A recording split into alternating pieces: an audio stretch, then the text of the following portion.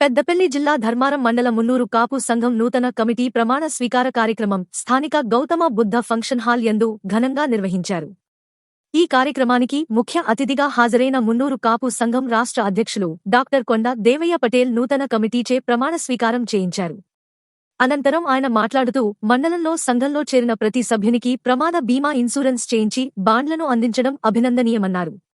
దీనిని ఆదర్శంగా తీసుకుని రాష్ట్రంలోని మిగతా మండల సంఘాల బాధ్యులు కూడా ఇన్సూరెన్స్ చేయించాలని కోరారు. ధర్మారం మండలం మున్నూరు కాపు సంఘం ఎన్నికలు ప్రజాస్వామ్యబద్ధంగా జరిగాయని ఓటు వేసిన ప్రతి ఒక్కరికీ ఆయన ధన్యవాదాలు తెలిపారు. మున్నూరు కాపు సంఘం రాష్ట్ర నాయకులు సోమారపు అరుణ్ కుమార్ మాట్లాడుతూ తెలంగాణ రాష్ట్రంలో మున్నూరు కాపుల జనాభా అత్యధికగా ఉందని పరస్పరం సహకరించుకుంటూ అభివృద్ధి చెందాలన్నారు.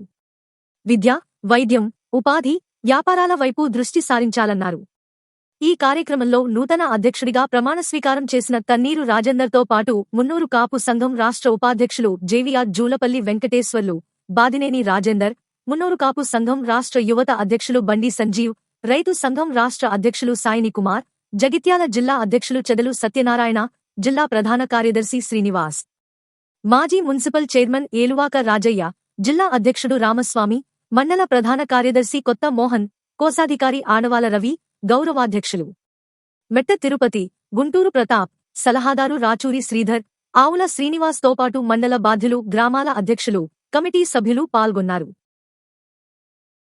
తాజా సమాచారం కోసం ఒక లైక్ చేయండి, సబ్స్క్రైబ్ చేయండి, నోటిఫికేషన్ల కోసం గంట సింబల్ ఆన్ చేసి పెట్టండి.